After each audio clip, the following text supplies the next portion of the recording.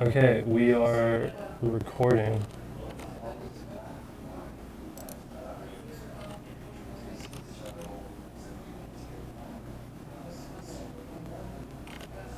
Hello. Hello. Good afternoon, everyone. It is 2:45 p.m. in German time,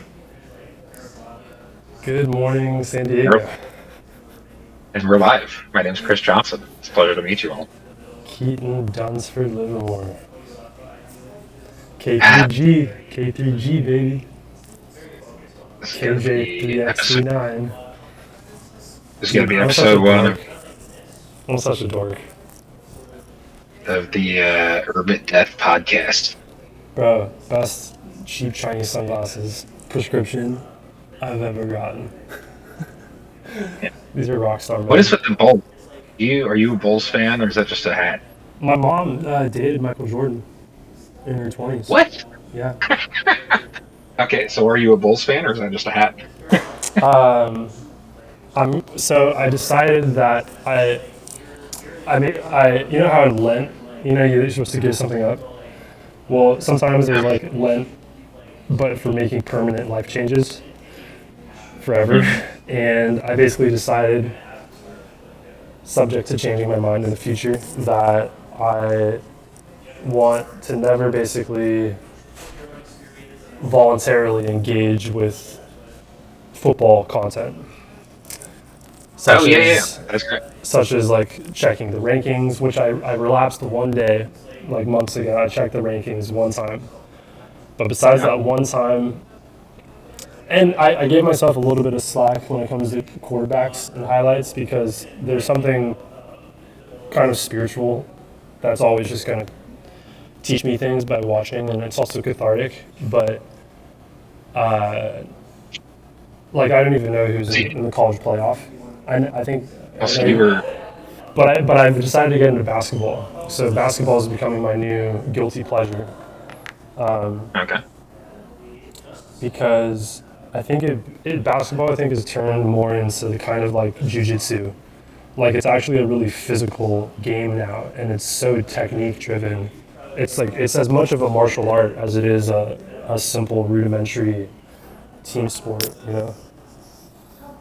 Um, I'll listen to this Sherwin on episode about sports betting in the context of basketball Yeah, and just but like the explosion of like data science and like yeah, progressive whatever. but It's I pretty really want to interesting. be a. I want to become. I like this hat because I like the bull history and the legacy. I like the logo. I like the symmetry.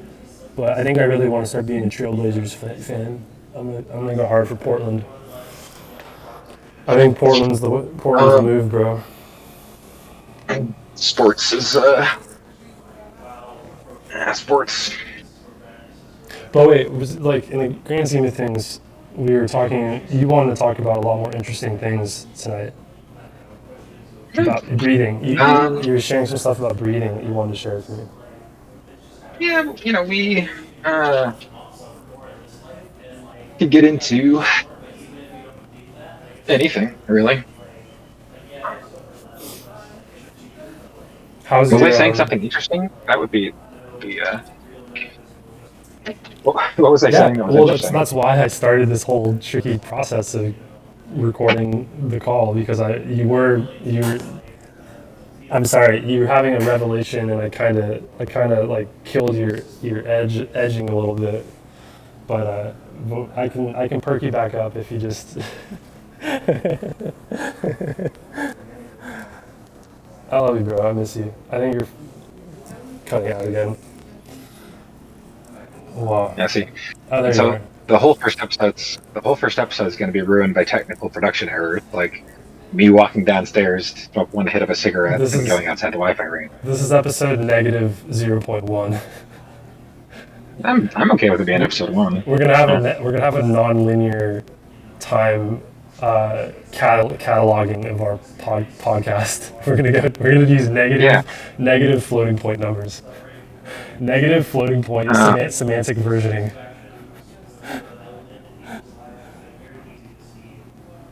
Well, yeah, I mean, where should we start? Like, if this is a podcast, I was going to ask you about your football career because you mentioned that you kind of like renounced football. When did you renounce football? 5 months ago ish. I was excited to hear about that Do you because know that I am. you were talking about the Vedas? Do you know there's a Sanskrit word, dvija, which means twice born, and it's also a synonym. It's a synonym for birds, because birds are born from the mother into an egg, and then they're born a second time from the egg out into the world. See, Vidya means video games, unfortunately. So I was a little confused by that. Oh, vidya. Uh, Well, yeah. Well, yeah. vidya basically means vision. So it's probably where we get the word video or visual from. Is like the Sanskrit root. Interesting. Okay. But Yeah, but yeah, so in Sanskrit, if you have the prefix like romanized our letter a, so like dharma, adharma, vidya, avidya, means the absence of the thing. So yeah. basically, avidya in Sanskrit is a synonym for ignorance because it's like the absence of vision. I think this is actually okay. This is a really good. So the word adharma. Yeah, Actually, that's like being degenerate is basically having, yeah, and not in the way in that's a glamorized in yeah. crypto world. No, Degen. that's this. Adharmatic is a great way to describe how I've operated for almost my entire adult life. But like that's I've been in an adharmic state since 2013, and it all started when I didn't file my fucking taxes. 2014 Well, on the time. thing I So think the thing that you got to give yourself compassion for is like we all inherit what we inherit, and that itself is a part of our plot arc, yeah. our origin story. Okay, so Dharma is a really interesting place to start if we're gonna just have a conversation because I Let's go. and just to figure out the power differentials here. Keaton has been studying and practicing Vedic philosophy on a semi-serious basis for several years. I have just opened a few blog posts and YouTube Well, videos the last 4 days. it's really So, like but wait. just in Let me terms of cut the you off. terminology, Really, let me cut you off just yeah, for yeah. I'm saying two just in terms of like seconds. what the word, yeah, yeah, Like the important thing to emphasize, and then I want you to talk. You have the talking stick after this. Is just that it's really, and oh, that's what you were saying earlier. That was really cool. Before we recorded, was that I forget exactly how you phrased it, but you're saying something along the lines of like there's something in all the traditions. So like Zen or Mahayana meditation or other things, and or David Chapman or other people and writers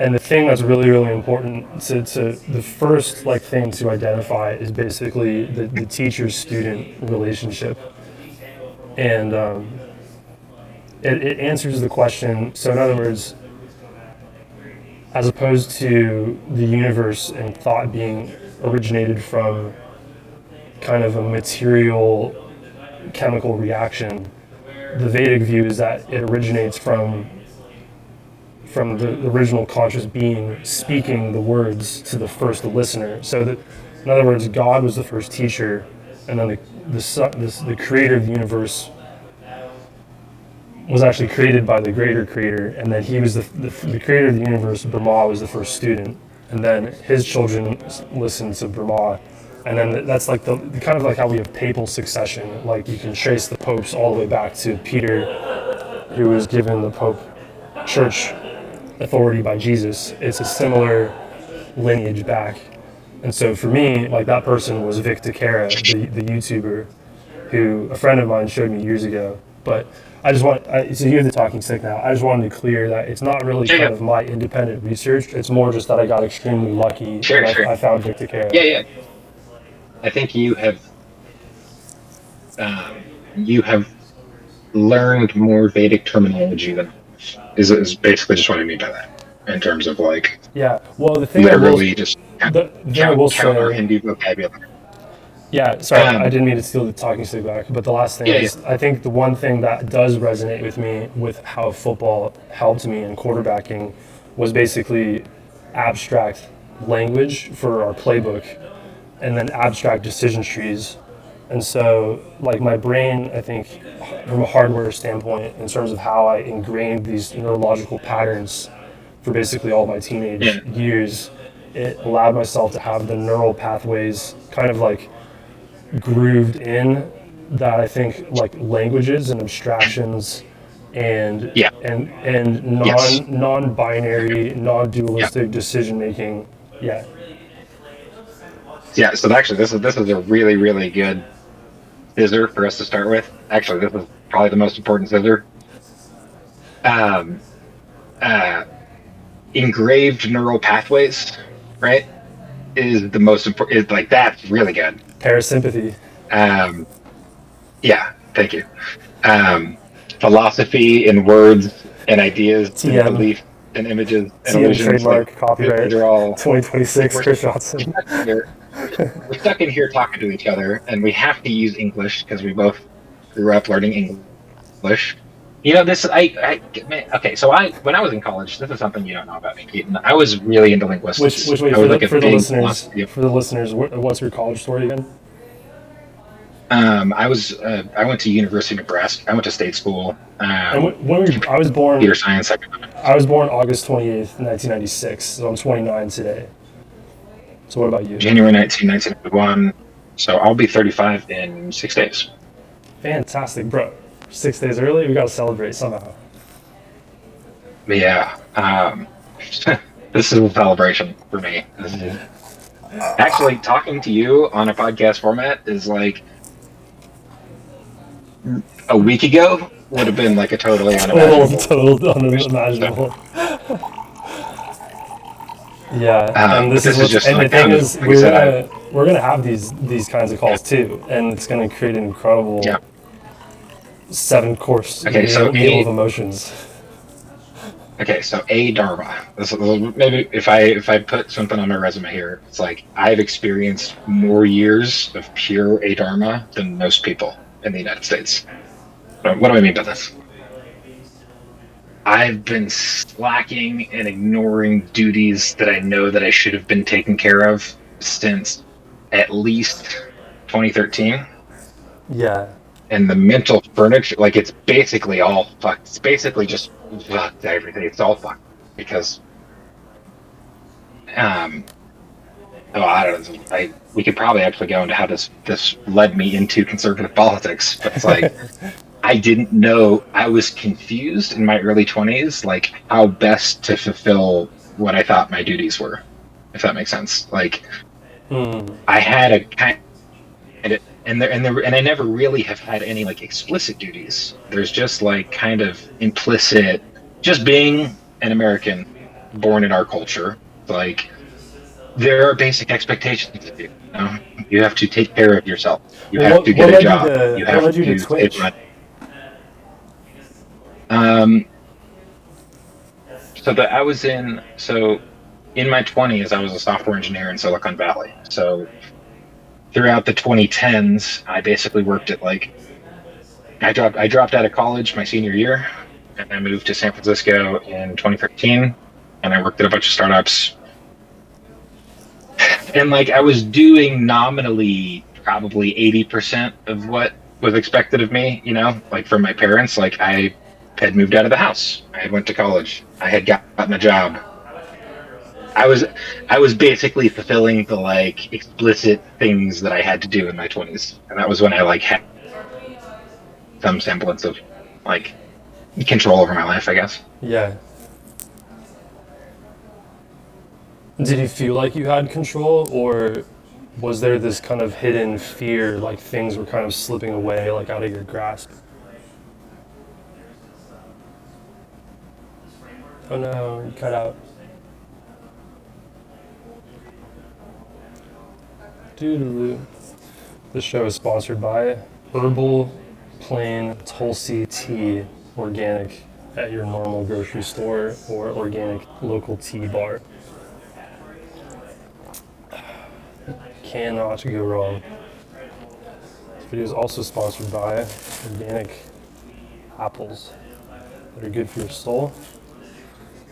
And this is also sponsored by Nikolai Berdyev Dream and Reality, the greatest Western author of the 20th century, hands down.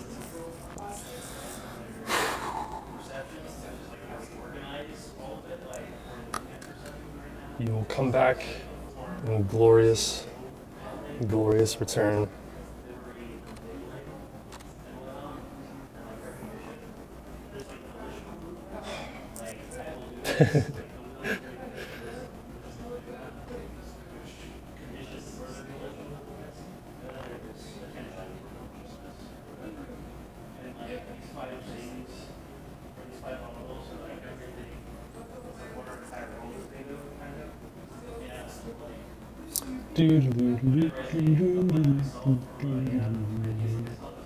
Well, we're waiting for Chris.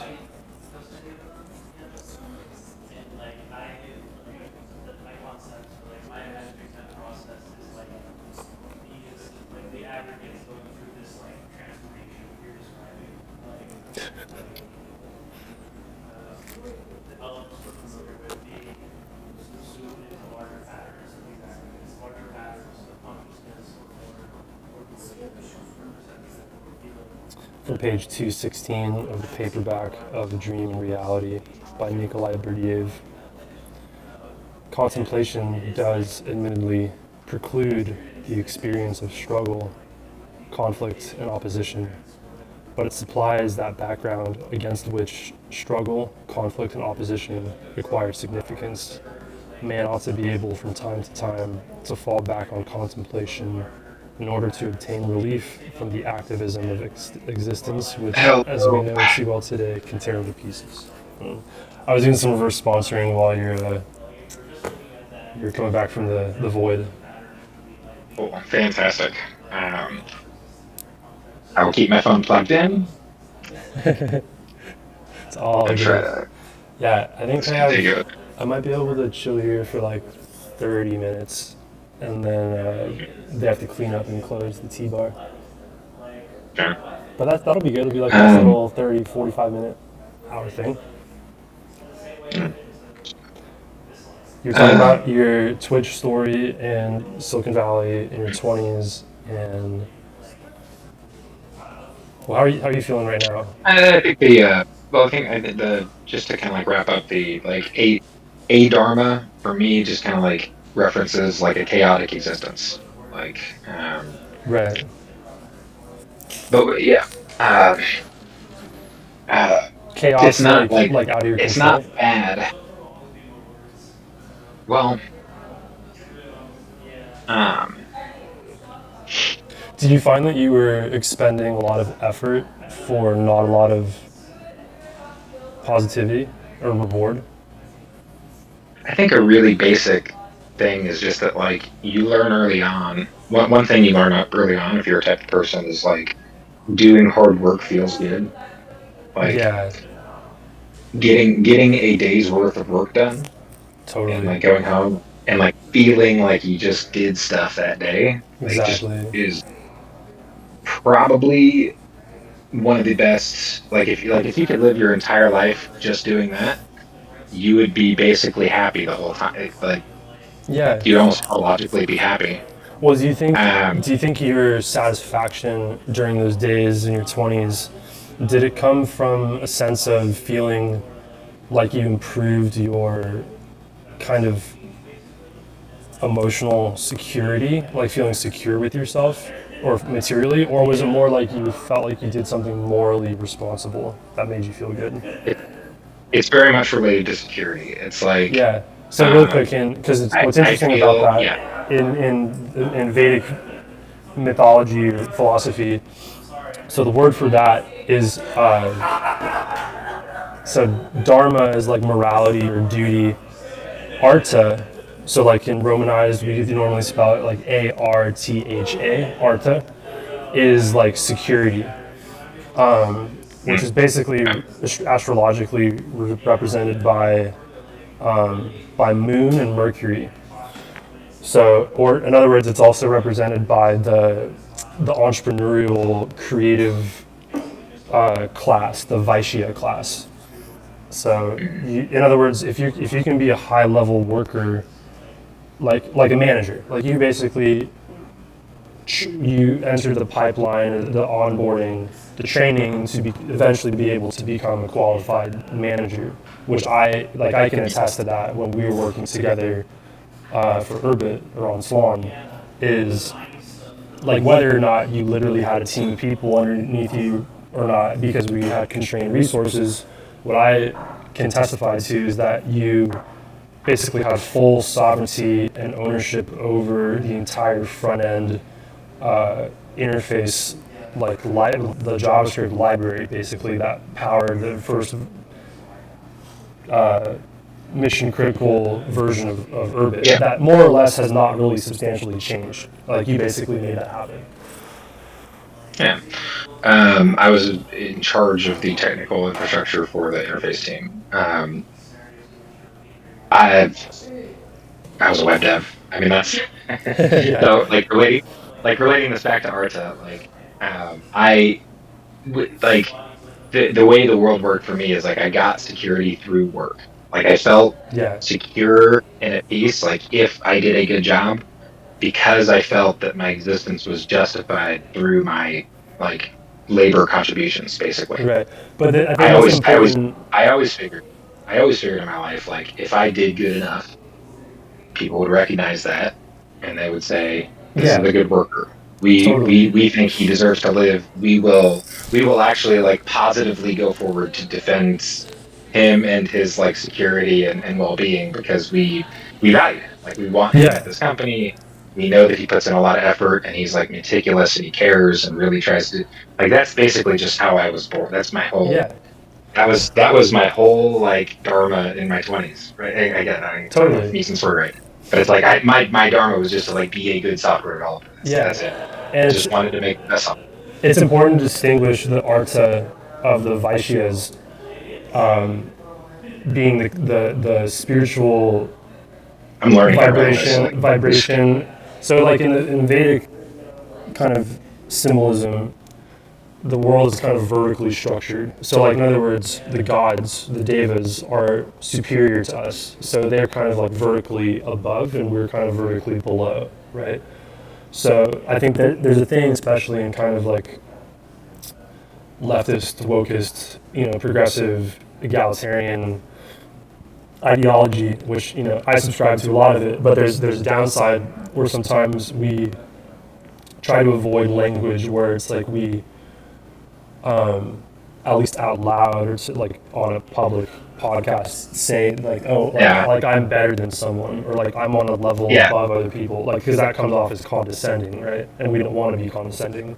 However, there's kind of like a factual. It's like if you're on varsity as either star varsity basketball player, well, you're at a level above, the freshman, bench basketball player, right? And that's just a fact. Like that doesn't make you more deserving of basic human rights and opportunities, but it's just to say that the chances are like the basketball player who invests their time in a very dedicated way, like Kobe Bryant, or Kyrie Irving, like their joy from their work pays off more. So they actually live a more rich and happy experience than like the bench player who's not taking things seriously. Yeah. And so like when it comes to the higher or lower, so the Vaishya Arta realm of Moon and Mercury is supposed to be, quote, above the lowest level of class society, which is basically Saturn, so the Shudra class. And Shudra Saturn is supposed to be reflective of what's called Kama, or pleasure. So you have Dharma, Arta, Kama. And you probably, if we remember, like Kama Sutra is like the sex Bible, right, of ancient India. So it's like the sutra or the scripture on pleasure. But that's just one specific version. The last thing I'll say, it's just important to be clear about the Vedic thinking about this, is that as the spiritualist or the person, the hero's journey, as they progress into these higher levels of integration, they don't just receive the new benefit and insight, they receive a heightened version of the previously gained experience or insight. So, for example, like, let's say you're a fraternity bro who, maybe you're a rich kid and your parents pay for you to go to college, but you don't really like your classes in school, you don't really take it seriously, and you just want to like bang chicks and drink with your frat bros. So, like, when that kid is sitting in the class and doing their homework, like, they basically hate their life, but they do it because it enables them as like some trust fund kid to go be the frat bro and have their pleasure. But in the end, it's going to set them up in a situation where they don't have kind of real capitalizing or maximizing their potential, in order to do meaningful creative work of the Vaishyas in the arts realm. So they're going to be stuck in a lower role where they're going to have to work a shitty job, which they're going to hate, but they still want to go home and watch TV or bang their girlfriend or smoke weed or whatever, drink. So it's like, like there's a saying or a maxim in our culture for as long as we've known, where there's like this doom cycle. It's like, wake up, shower, brush my teeth, go to work, my shitty job, eat food, take a crap, come home, hang out, watch TV, eat more food, go to bed, wake up, repeat. Like, that is kind of like the samsara, karmic hell of Shudra Kama realm, Saturn realm. And Saturn is representative of negativity. So when people on this journey feel this negativity, it's really a calling for them to contemplate. And it's to contemplate where they're missing, where they're feeling the absence. And like where Jordan Peterson was really inspiring for me, like when you and I were getting to know each other around 2017, 2018, is he was kind of symbolizing that this sort of parental figure, this teacher type of figure, where a lot of young men like myself gravitated to that at a really crucial time for a lot of us at that age and time period. So it's like gravitating towards the teacher, and like in your case, it made sense that you're paying attention to the cutting edge of software development, and so it's like you gravitated towards these places like Twitch, which I think your intuition told you that you were in a pretty good place to receive the downloads you needed in order to then branch beyond that more independently. So actually, okay, let's talk about Twitch in the context of my being a software developer, right? So I was a hotshot. My goal was to be the best software developer of all time. Like I wanted to learn. Anyway, it wasn't even that lofty. Like I just wanted to learn. I wanted to be a good software developer. Yeah. And at Twitch, by the time I got to Twitch, I was already like an expert in a number of technologies. So like I was a React expert and an Ember expert, and I could do Ruby on Rails. Like I had all these like there's a million ways you can do software, and I could do a dozen of them perfectly well. Software is infinitely complicated. So there is no one human who knows how like a modern computer works front to back. Doesn't exist. I agree. You could spend 50 years and learn like 2% of the Linux kernel. Exactly. And become Linus Torvalds. It's like, if you want to be a hero, you should, like what I ought to have done maybe in my previous like eras was like fly to Linus Torvalds' house and like beg for him to come to me and teach me how to be a real person.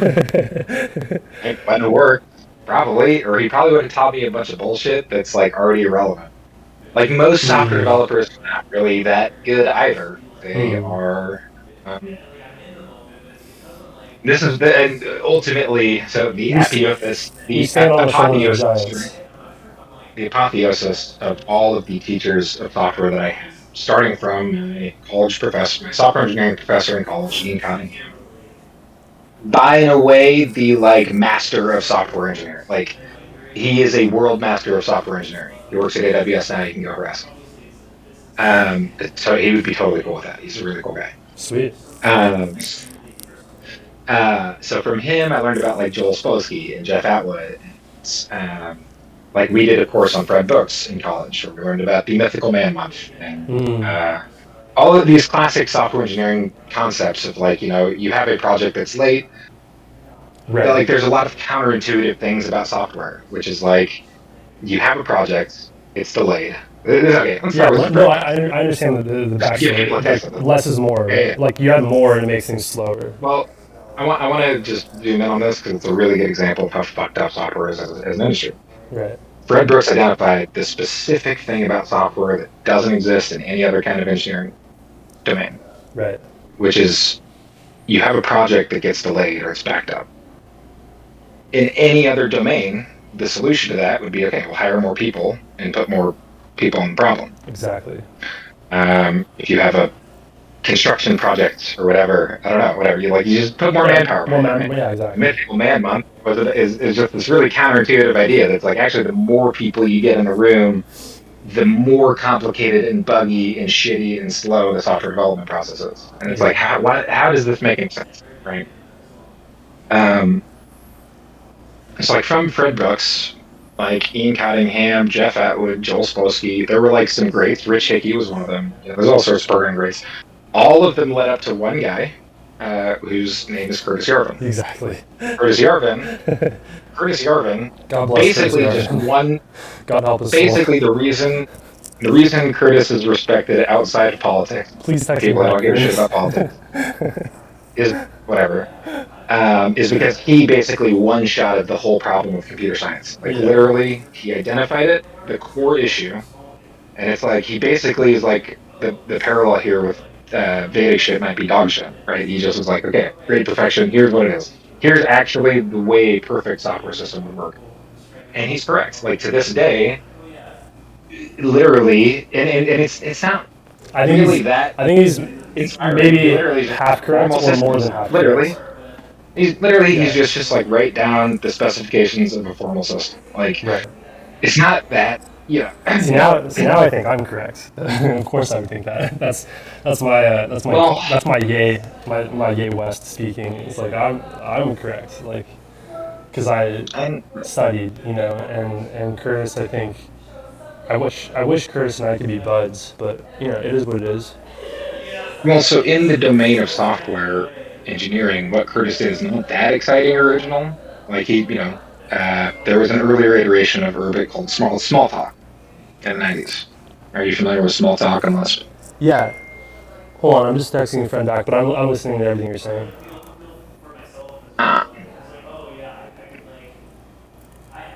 Anyway, that was my first.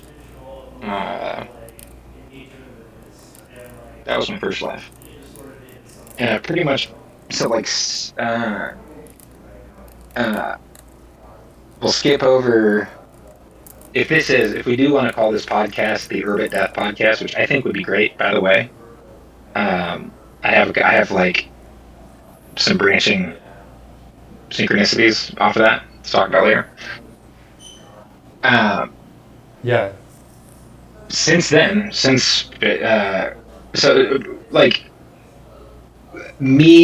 basically what happened at Tlon, in a big nutshell, is that I failed. I failed to execute whatever my job was there. I didn't succeed, actually. And since then, so February 15, 2019, it's been like almost 7 years. And I've been just sitting here like I've been sitting here in a chair, and here's what I've been feeling internally is like I'm already dead as a person. Like why haven't I just died? Like why hasn't anyone like Can I read you I'm no longer producing economic value for the state, Can I read you a poem? Like what is the purpose of my existence? Sure. Downstairs. Alright. But I'm listening.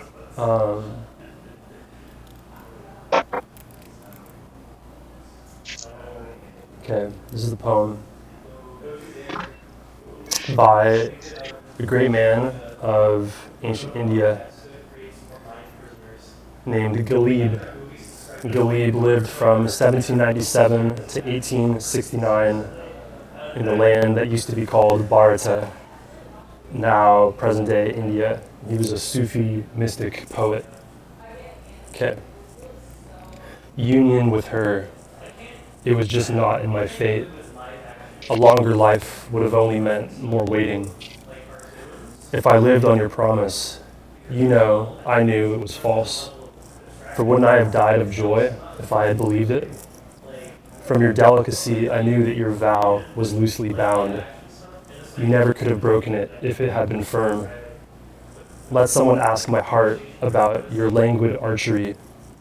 How could I have felt this frisson with an arrow right through my liver? What kind of friendship is this when friends have become advisors? If only someone would help me, if only someone would sympathize. From rock veins would have dripped unstoppable blood if what you think is grief had been a spark.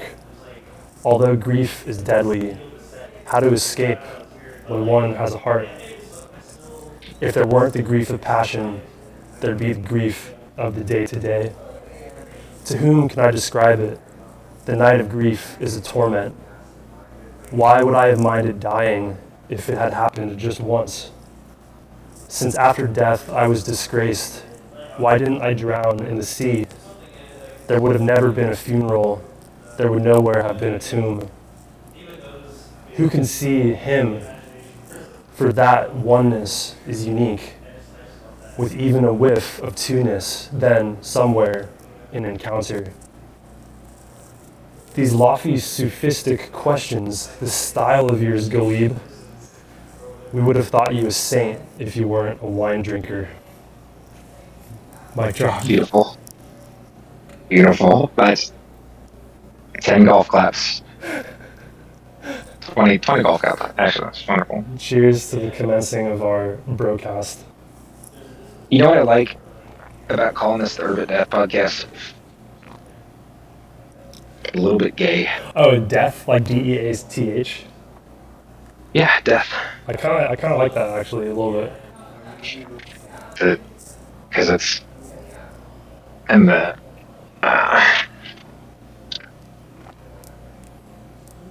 I actually really okay. Yeah, I think you're onto something. I think there's definitely something to this. well, I think it's because an experience that you and I have.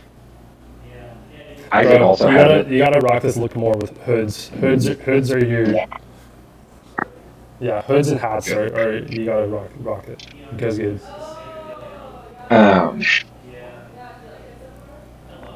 And it's a little gay. It's a little boring. Like, actually, the reason it's a good name is No, because dude, like we're they the don't really least give a shit gay. about Urbit at all. Well, no, like, But we do. Here's But the thing is, we do. We do. We have from day one. That's the thing. Here's why I like this. Here's why I like this name. It's because if we produce 20 episodes of this, I will not get sick of it. And we might make $1 million. This is another really good way. This is really another really good way of explaining sign polarity. By the way, but you're going to hear this phrase a million times. You're going to get sick of it. But if you don't think about it, just let us know. This show is not we're sponsored by Andreessen Horowitz Founders Fund, Tim Draper, Balaji Srinivasan. There is no way to name a podcast in a way that you will not get sick of it 20 episodes in. That's my first postulation. And I'm shooting arrows. I'm adding all these people. the way to solve this is you choose a name that is a little bit gay, that you don't even really like, and you don't identify with, and you don't even really care about. Sagittarius, bro. Team The Quest 9. Here's what you and I have earned through our struggle. Is like Urbit for us is like a neutral sign. This is a really. But we This is earned a that. really We good earned that philosophy because lecture. we stood up. We spoke out on the Yes. shit that needed to be spoken out at the time that it needed to be spoken out about, and we stood our ground and we were unapologetic. So we have nothing to hide. We have nothing to prove. We have nothing to be afraid of. Yes. Well, like, okay, I'm about to drop like a philosophy 400 level course. You ready for this? You don't have to listen to it. Let's fucking go. I'm listening. Actually, when I'm about to do some philosophy, that's a good sign you should have started hard. Sign polarity. Okay. Here's what sign polarity is. The word Urbit, for many people, for many thousands of people, when they see the word Urbit, it agitates them. It makes them.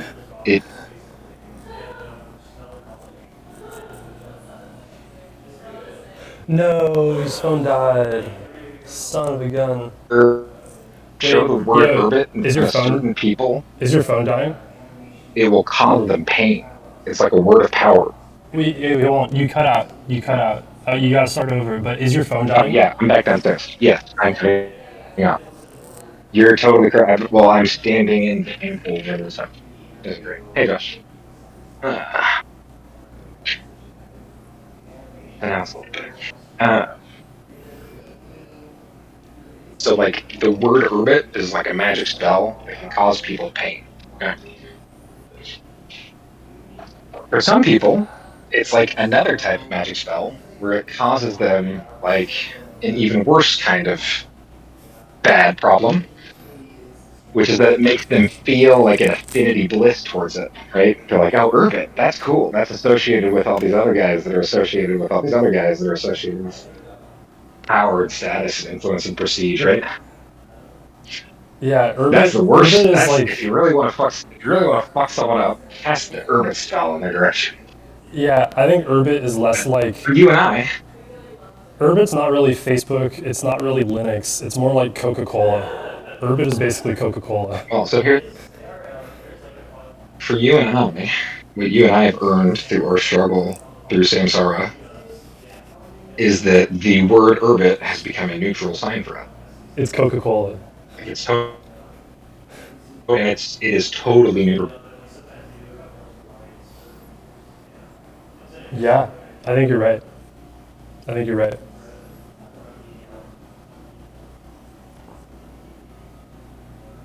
Dang, wait, you're cutting out again. Are you still with me?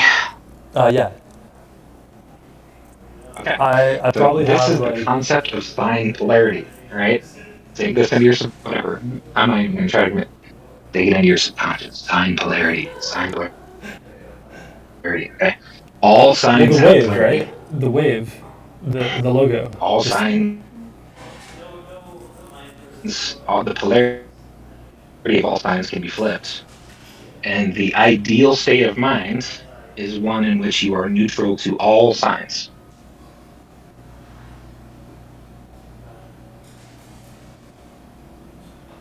yeah.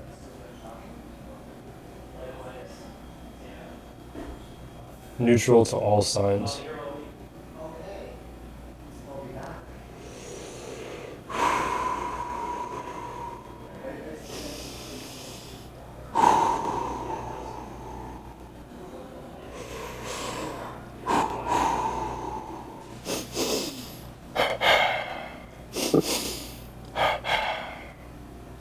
Shout out Yogananda.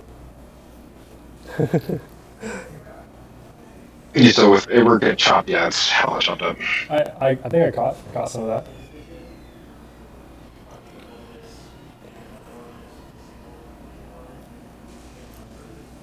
Hello? I can hear you. Can you hear me?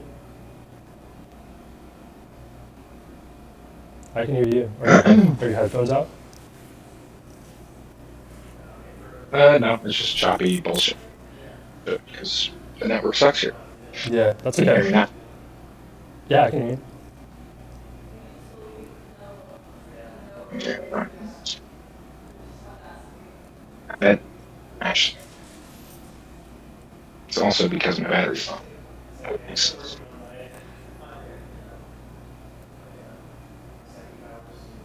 Okay, how's that? Fantastic. Can you hear? Yeah, I can hear you. Okay. My phone is about to die. Okay, that's sign polarity 400. So, have you achieved a state in which all signs are neutral? Wait, stop. How do you get Maybe a question. 400? How did 400 just come to you? Explain that to me. That's because it's super. It's a super advanced concept that I invented, and super smart, and only I understand it. So, I mean, it's level 400. But like, can I be my own version of smart? I know you're saying that maybe ironically, but I'm interpreting it non-ironically because it's actually true. Like you are, Chris Johnson, a genius. Like you invent really cool stuff. And so I want to take you seriously on this. like I want to get, in improv, it's like yes and. Like I want to yes and you on your sign polarity numbers. Okay. So, what is a sign? What do you mean by sign? Well, okay, so like I don't know how you got 400, like how that number came to you. You'll have to explain that to me now or some other time. But like, so there's, I mean, Oh, like a college course. Like it's a 400 level college course. Is okay. Oh, I see what you mean. yeah, yeah. Gotcha. So like, well, yeah, we can go down a lot of different rabbit holes here. There's like numerology where it's like you if it's multiple digits, you add all the digits until you get a single digit, and then that single digit represents something. But for me, like the way that I come back around to the digits, mostly now for me, unless they're kind of like core like numerological patterns, like 2, right? It's like okay, yeah, split, Yeah. or like 3. I kind of think of knock, like 1, 2, 3, 4, like the 1 and pair. Like I kind of think of that. Like 3, I think of asymmetry. 2, I think of symmetry. But beyond that, like 4, I kind of think of square, right? Or 9. Fast. Yeah, keep going. But with the zodiac, it's 12, right? So like 4 for me, I represent with Cancer. This is mean not like diagnosed with medical terminal cancer, like the astrological sign called Cancer, which is the moon. It's like the tropic of Cancer, right? So like 400, if I do 4 plus 0 plus 0, I get 4. So 4 is moon's cardinal water sign. That just happens to be fourth. Okay. Yeah, and the reason it's fourth is because fire is the most catalytic activating energy, and cardinality is the most initiative starting. It marks the start of something. So Aries is in the zodiac considered 1 because it's cardinal fire.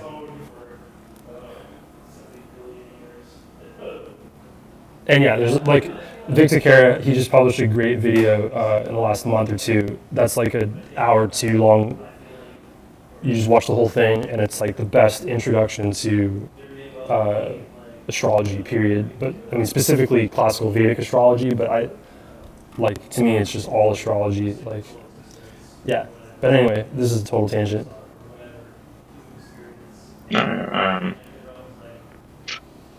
Like, did I ever do your birth chart? I did my birth chart in high school. No, but did I ever do your birth? I don't think I have yet. So No. what I don't think so. what city were you born in again? KC? Let's see. Okay, Kansas City. Do you know your confirmed birth time on your birth certificate? Sure, it's 4:45 a.m. or something. It's 4:42. AM? Yeah. And it was 91. Remind me, so it's January January 19. January 19. Okay, so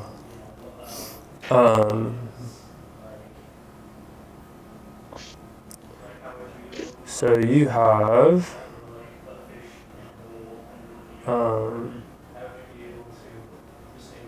wait, sorry.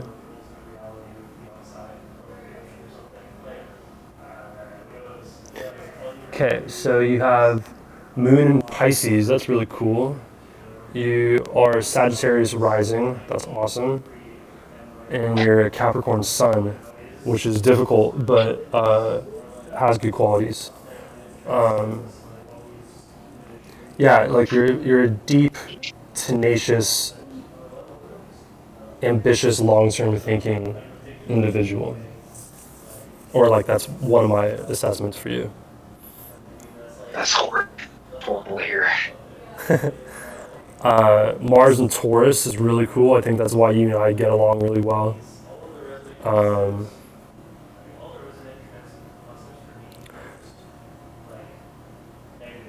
And Jupiter in Leo is also really cool. That's very cool.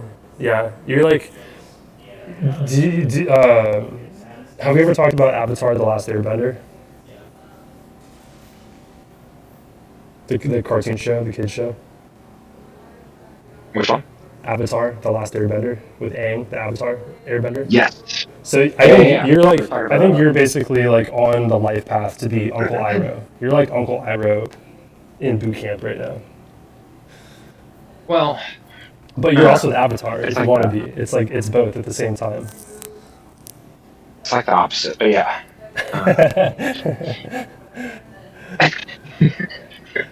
Do you think Ah, you're what? You think you're Earthbender? Or you think you're a Waterbender? That's what I am, brother. That's great.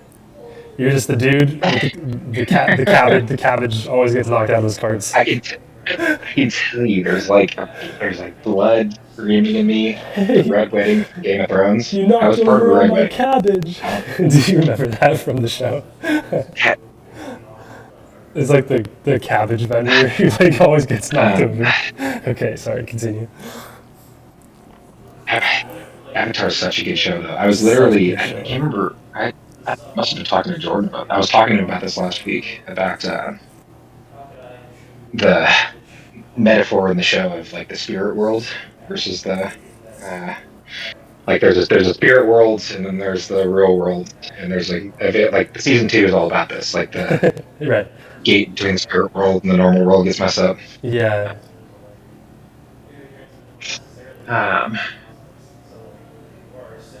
And what do you think that has to do with Urbit? Like, what's the Urbit version of this? Well, we were talking about signs. Did you see? What signs does Urbit give to you?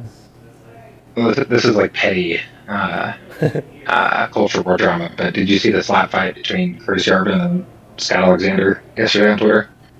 Oh my god, I'm gonna get my popcorn at Safeway after this, and I'm gonna go. I'll TLDR it for you. It's like not interesting at all. Actually, okay, wait, really quick. This show is also reverse sponsored by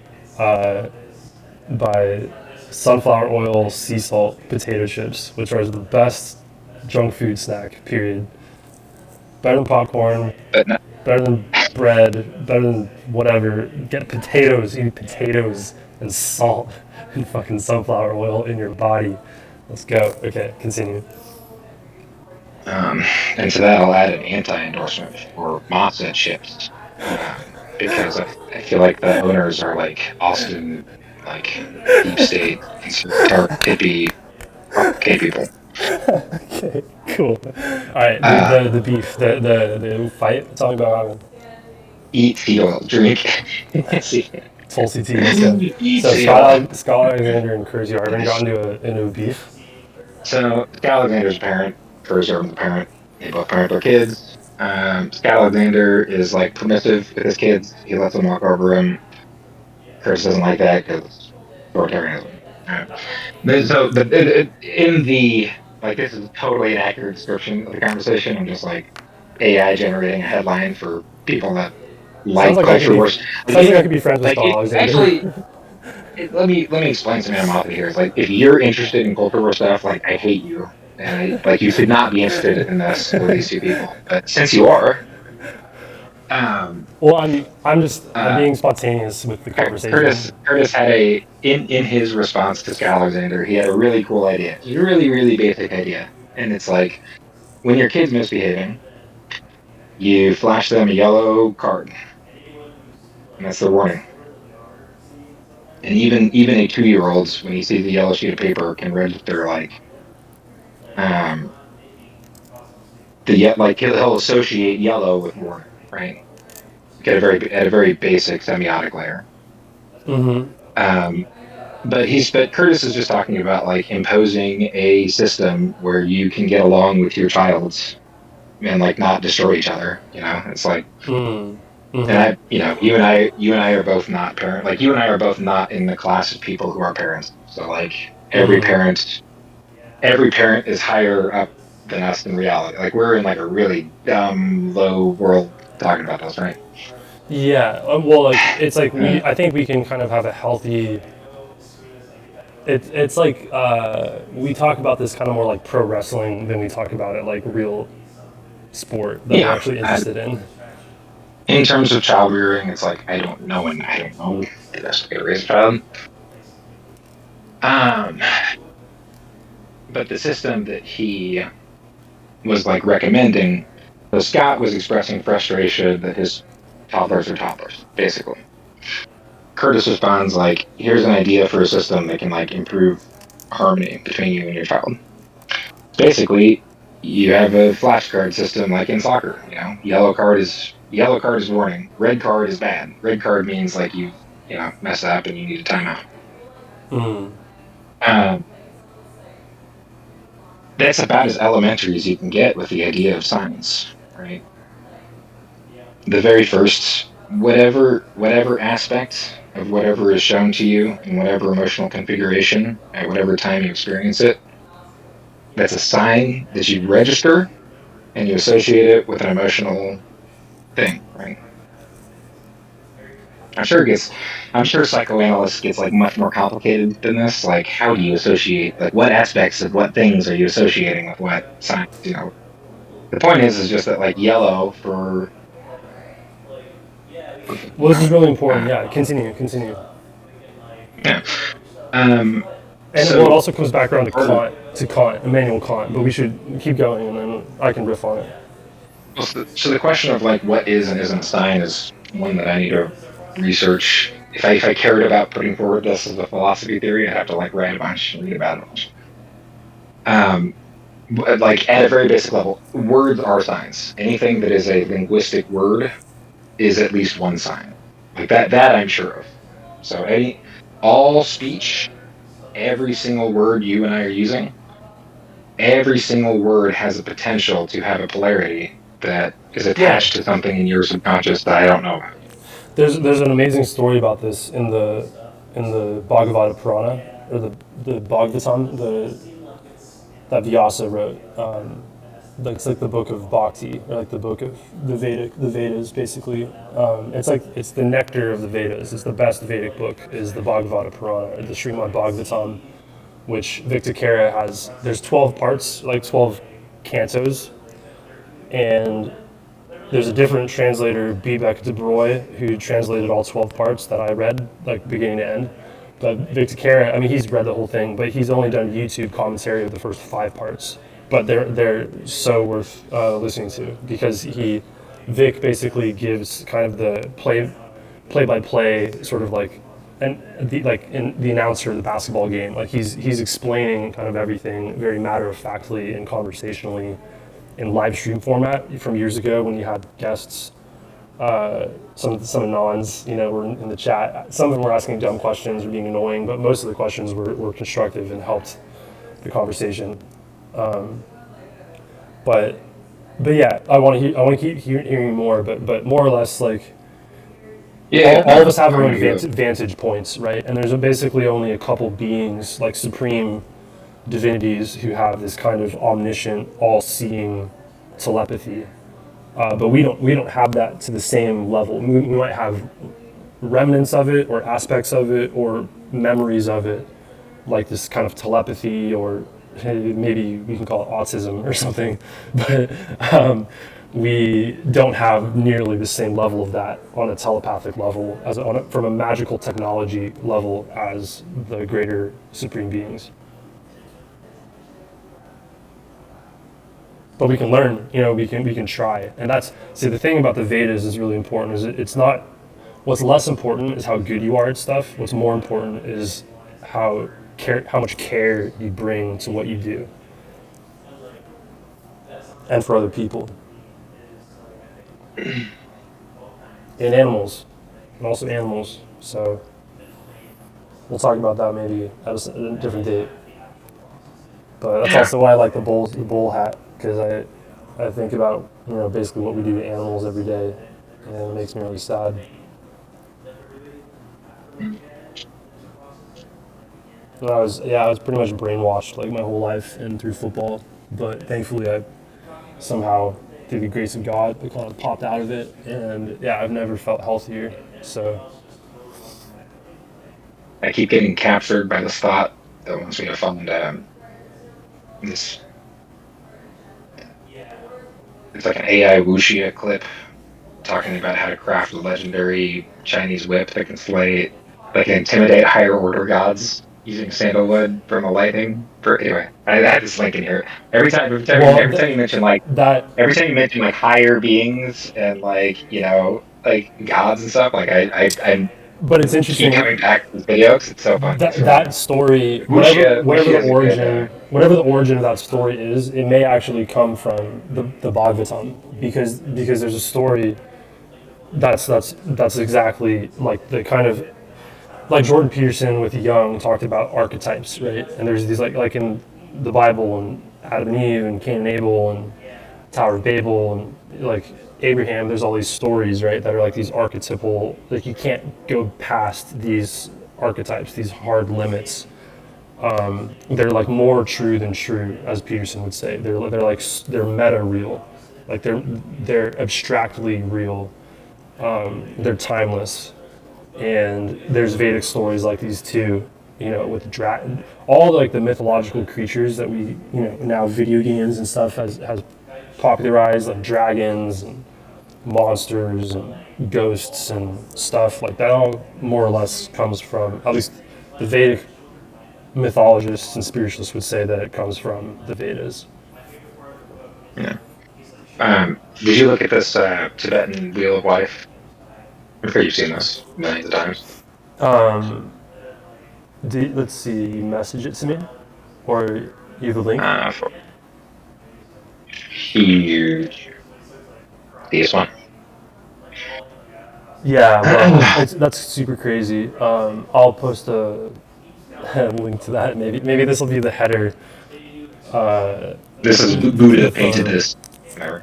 This is the Tibetan Buddhism tradition, though, and the one thing that's really cool about where you and I are at is like all of the traditions in Asia, dude.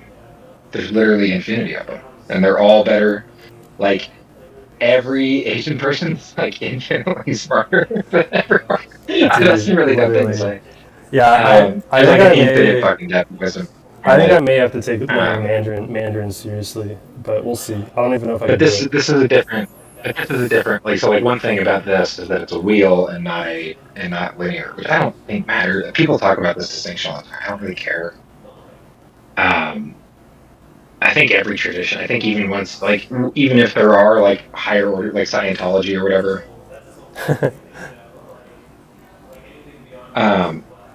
The way that Western Europeans interpreted a lot of this stuff in the 1700s is like really dubious. For real. But like, I don't think there's any. If you get to a higher order of life, like you said something like this, like all you're gonna do is repeat stuff at the lower order of life at like a higher intensity. You've ever had a video game where it's like you enable auto run and then it runs into the corner, and then it's like trying to run, but it can't. Yeah. You know what I'm talking about, like World of Warcraft or.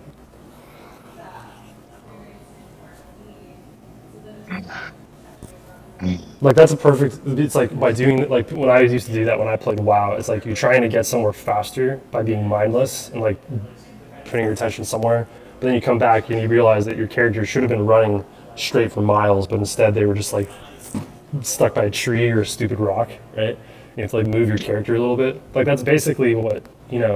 And the thing is, like, I actually have more compassion for people living in this state today, which is probably like 99% of people, maybe 99.9% of people. I have kind of less compassion for the spiritualists who I think are not basically stepping up to the plate to recognize their dharma, which so the interesting word, so the fourth word, so there's kama, pleasure, artha, security, dharma, duty.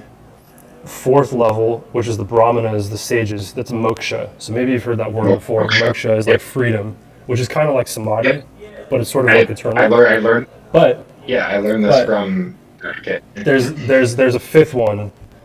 I mean, depending on if you want to be all poetic about it, you can riff on it however you want. But in the Bhagavatam specifically, above level 4, it's like there's not really level 5, but it's like you're you're like super level 4 or like basically level 5, which is prema, which is love. So prema is the highest form of freedom. Like, I mean, ask yourself. I mean, ask any incel this question: would they rather have freedom or love? They'd rather have love, right? Like, obviously, like being free without love is way less enjoyable than having love, where there are responsibilities with love, there's duty with love, but it frees your soul out of the existential jail cell. Even if maybe materially you have like material obligations and you need to be in a place at a certain time, or you need to show up for a meeting, or you need to be responsive when your girlfriend texts you or something, but that's a higher form of being freed from the existential cage of nihilism. Even if you have responsibilities, it's more freeing than if you can just, and this is also this book, Nikolai Berdyaev, Dream and Reality, has my vote for best Western book of the 20th century. It's about having, and Osho talked about the same thing. It's like not freedom from, but rather freedom for. Not freedom away from something, but freedom for something. That's prema, that's love. Do you know what the etymological root of freedom is? Frito-Lay. The original free air. No, it's literally like the, not anti-sponsored by Frito-Lay. Fuck that GMO bullshit. Like, no, it's literally the ability to love. Freedom. Is it? There's something. I was reading this thing. Yeah, Germanic roots friage meaning beloved. So like the Proto-Germanic interpretation is like freedom meant being part of a loved, free community rather than a slave. Like,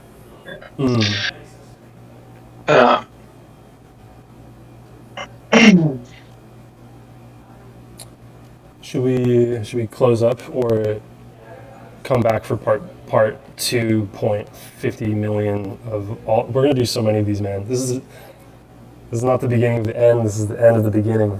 We're just starting. I think a very Buddhist question that popped into my mind is like, why am I craving a more intense experience with you right now? Giggity. Well, it's like I'm excited. It's like it's an exciting, engaging conversation, and like my instinct is to increase and like. But hey, you know what the Greeks called this? Yeah. Eudaimonia is what they called it. Eudaimonia. Yeah, we're fighting for glory, my brother. We're fighting for glory, and maybe this is in fact why Greek men, Roman men did have sex with each other, and it was not homosexual. It was not homosexual. But we're not there. We're not there because women, we are really good. Women and solitude. Women and solitude are the two. We have sparring. I think you and I both have like a sparring stance. It's not even like we're fighting. Like I very rarely feel like you and I are like at each other, but like we're sparring. It's capoeira. It's dance sparring. I want to do it more. We're capoeira. Yeah. Ido Portal. Shout out Ido Portal.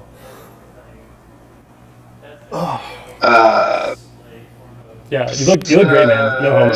You look great. Your body composition's great. I can tell you put a lot of effort. Oh, fasting. We should do a little quick. How'd the fasting experiment go? Oh, you went 24 hours, right? Yeah, felt good. Awesome. I know it sounds crazy. Straightforward. I know it sounds crazy, but actually, I never did this one ever. Like fasted, felt good. I know it sounds crazy, but a 48 or a 72 feels better than a 24. I was going up to 48. I mean, I was close to 48, I think. Yeah. Yeah. Or like I ate like, I had like 1,000 calories over 3 days or something. Totally. That's great. Yeah. It just like any kind of, I mean, it's like, I think that's the good way to learn anything is like just start messing around. Like how to learn coding, just like try pushing buttons, and like how to make music software, just like start pushing buttons. And so as long as you're kind of pushing your buttons, so to speak, with fasting, I think that's the best thing you can do. And you'll What is our runtime here? How long have we been? Very quickly, I don't know. I have no idea, but I think we're over an hour. Should be on OBS. Oh, yeah. Oh yeah. 1 hour, 9 minutes, 48 seconds. So it's working. I feel like hour and a half is good format time. So Yeah. I'm supposed to be kicked out by now, but my friend's here having a nice little chat.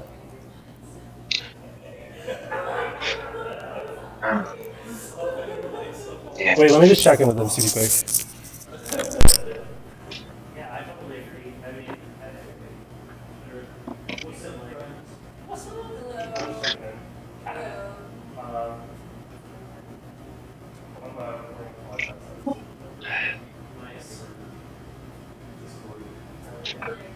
we're recording a podcast episode in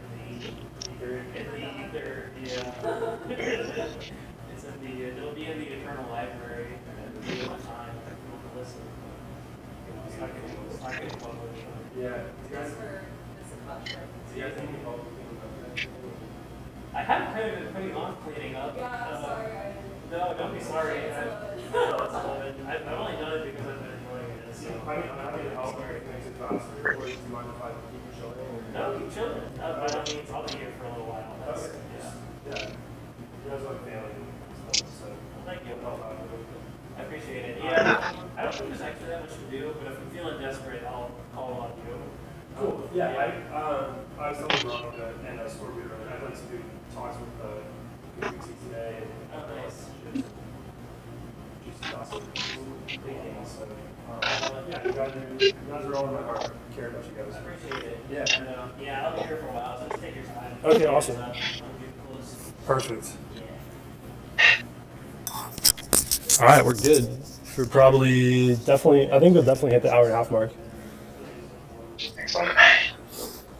We Well, should. yeah, What would you and I right now say to Joe Rogan if he listened to this crazy soundbite of us? Buy Knockcoin. It's actually not a bad plug. Hey Logan. Hope the fans good. Hope the dog's good. Hope the kids are good. Love you, man. Love you too, man. Oh man. I am online and receptive, so. Yeah. Anyway, well, it's like it's hard. It was hard being like.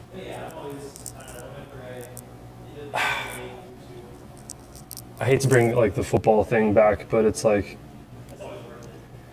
You see, the thing that I think is important, like even just, I'm even just talking to you like as my friend, like just totally man to man 101. Like, even if I had like actually succeeded or not, like is not really what matters as much. What matters is that I took it so seriously that it shaped me to learn how to embody a competitive state of being, and that is not always the case in the tech sector. Ironically, because it's supposed to be competitive in the sense of capitalism, but it's really more. So it's competitive. It's not competitive. Like it's kind of like how like sometimes when we say left and right, like these words have become so devalued and confused, and they're like meaningless words now. So in a way, like. Collaborative, competitive is also kind of a meaningless dichotomy because what matters more is feeling a sense of separatism, like my being is separate from other beings, versus sense of unification and prema and love. Like our beings and your beings and my beings were all same self, same being. And so in other words, competition is not at odds with cooperation. But separatism is at odds with both competition and cooperation. And so a lot of me critiquing Logan's project or Zorp or Knockcoin or Urbit or Curtis or Galen or Tlon and design and landscape and all this stuff, and Sarlev and Urbit Foundation and like these people. I mean, it's cliche, but it's all coming from a place of love. You know, it's coming from a place of wanting to make everybody better, which is what Kobe did. It's what Michael Jordan did. It's what Kyrie Irving does. It's what all the greats do. And that comes basically from a sports ethos, but it's a sports ethos in the sense of sportsmanship. And I'm learning how to craft my style better. Where, like, the only reason I got so animated and explosive at times, in addition to ganja basically influencing my entering a more reptilian state of psyche, is that ultimately wanting to make people better is a good thing, but I only kind of got more animated and explosive or destabilized. I'm only saying these things too because, like, this isn't, of course, how I see it, obviously, but I'm Yeah. acknowledging that this is the communications that I've received through Urbit chat community, basically, like, that I was the problem. And I know I was not the problem. I knew that I was the solution, but I was just a little bit too early, and I was a little bit too uncouth, a little bit too unpolished, and it just happens. It just takes time, right, to polish these things out. Um, Urban my Dev own Podcast. anxiety about yeah, yeah. My own fear about engaging in like sparring and healthy competition, which is like what I want. Like, is dude, if I could just spar with people every day, like that would be like very enjoyable life, you know. My fear, the reason I don't do this, like I kind of avoid, like I'm a little bit avoidant towards it, is like I fear I am too, just like the line between play and attack is very touchy for me. Is like Yeah, that would be good. super If you easy. ever drop an album, that'd be a good album name. The line between play and attack. Yeah. That'd be a good, like, Um, prog rock gent album. I can't remember exactly what I was gonna say this, but it's like The line between play.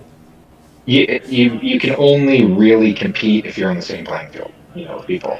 And Mm, I have never had any kind of level playing fields. totally. Like I am just like a Yeah, multi-dimensional and sniper shank I type wanna character. I wanna Okay. validate you, and in doing so, also validate myself. Subliminally, Yeah, because 100%. I Like don't. you have this problem even more than I do. I think. Like you. Well, I don't know. I mean, maybe, but I think either way, like, we're definitely in a similar class of person. Like, I think we're basically very, we're kind of a. There's a beautiful Vic DeCara, my guru, has a really brilliant Is astrological he your guru, by the explanation. way? We've had Do you email guys have exchange. a Yeah, relationship? he offers a service where basically you can ask him a question, and if he might decline your question, but if he accepts your question, then for like $100, he'll answer your question, and you can answer. It can be anything, and it's like, I see him as, like, he's kind of like my therapist, but not. He's so much more valuable than a therapist, because if you get one key piece of advice that changes your life forever, like that, that's worth $10 million, not just $100. So I'm getting 1,000x value on my relationship with Vic. And in particular, he taught me at least two really cool things. I'm not. This is outside of the video content of his. This is just in his email exchanges with me. The first being basically, I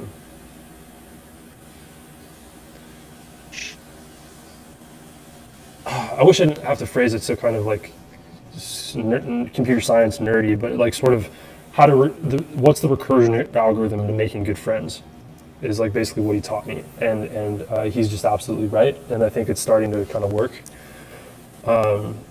And secondly is basically about how being a healer is such an importantly good and but also a safe dharmic decision or karmic decision. In this case, I'm kind of using those as synonyms. Like, in other words, so for example, like, let's say you're a police officer, and we're seeing this like literally as we speak, in the news, on Twitter and stuff, every single day.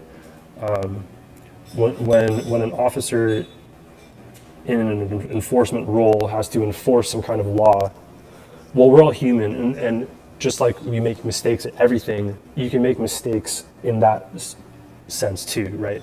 So in other words, innocent people will be hurt, which is bad. That's bad karma, not good karma, right? Whereas, say you're a firefighter, well, if a building's on fire, that's an important building, like, obviously you want to put the fire out. It's just a lot more clear. And ironically, like astrologically, fire, like, and even in Chinese astrology, like what fire basically symbolizes is purification. And so fire is really good at separating things. And so you and I have kind of this multi-elemental, like we're very good with language and words. So we have like the aerial, kind of mercurial side. We're good at kind of distinguishing and making abstractions, that's like kind of fire. We have sort of mystical intuition, and we give a lot of attention and effort to listening. So that's like water. And then we'll stand our ground, when we feel we need to, and we'll be fixed, which is like earth. And then in terms of going back to time, space, nonlinear, universe, like,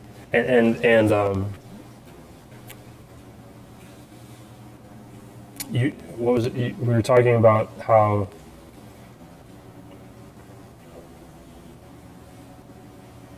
these signs like have different. Were you kind of trying to say that like signs have different meaning for different people? Like the same signs will mean different things to different people? The summary of the 400 level course is that there is a state you can get to where all signs are neutral, and that this is a good target of like a Veda. And it's different. It's different from samadhi. It's different from like jhanas. Like it's a very different state. But like it's something I just kind of identified with. Like, yeah, no, exactly. So this is I think what basically Jordan Peterson. This is a blind spot in his philosophy, because Peterson is really inspired by Piaget, and so what Piaget said is that we can't actually act in the world if we don't have a value system, right? That's a very Peterson thing to say. So like we need a value system in order to have a goal. So in order to basically create the feedback loop.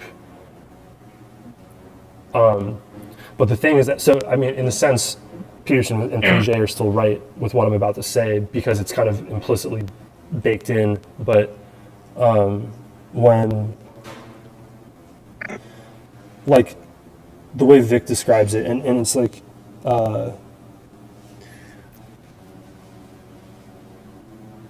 it's actually a lot like orgasm, and it's like I wish we could have kind of like a better way to describe it other than this, but like it's just actually kind of the best example. Like the kind of the definition of orgasm, in good sex is like you don't want to be anywhere else when you're having the experience, right?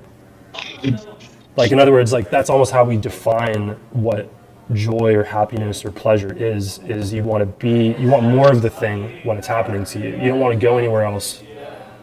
Like something that's joyful or enriching is a thing that you want to remain in for a duration of time. Like something that you want to inhabit for a longer duration of time because it's enjoyable. That's kind of almost what we define as something being enjoyable. You know what I mean? Mm-hmm. And so I think what you're describing is that like the place that we enter when all signs are neutral is actually not as neutral as you may see it, because the thing that you're discounting. Can you still hear me? Yeah.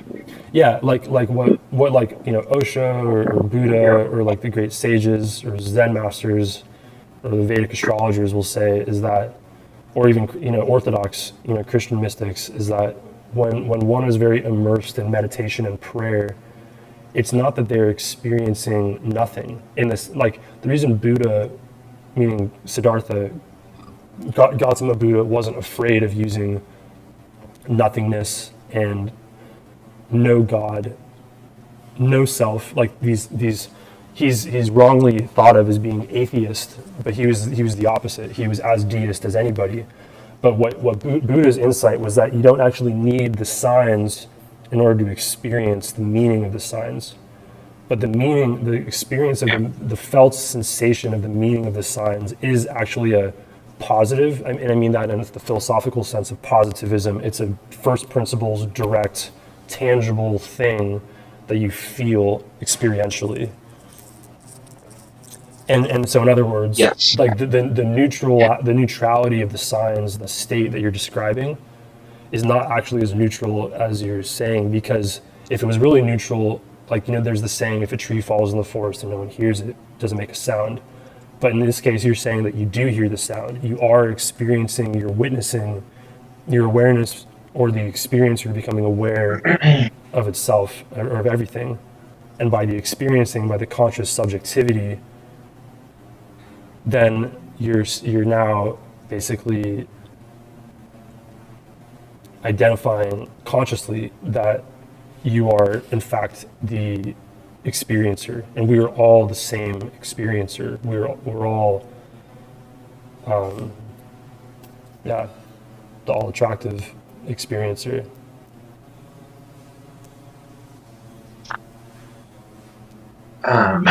Just maybe sit with that for a minute, because it's actually really important. So like, kind of absorb.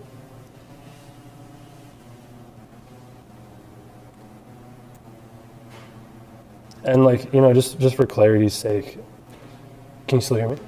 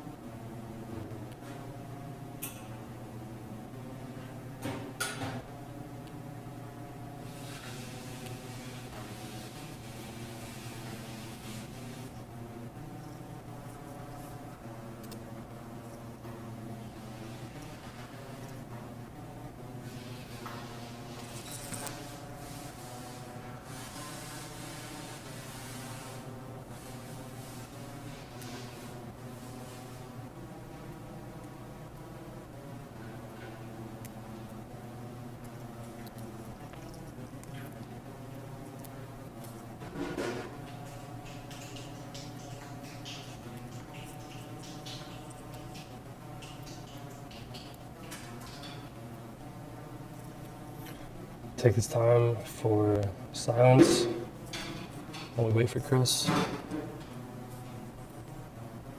Think about your day. Think about what got you here.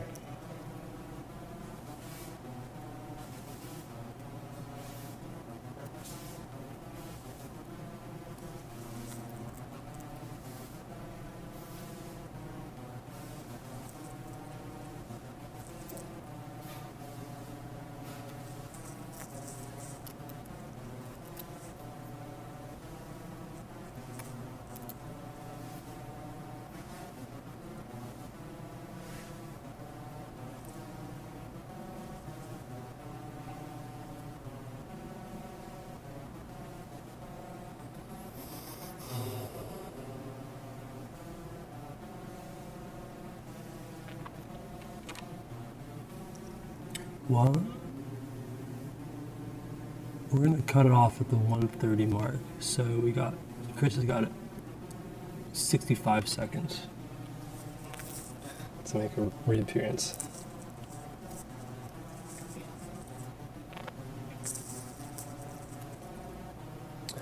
Otherwise, just enjoy your day,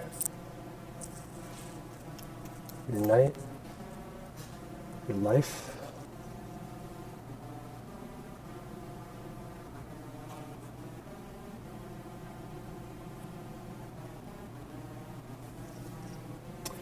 Finally, this is reverse sponsored by the United States state of the Union known as Oregon? Oregon. Oregon.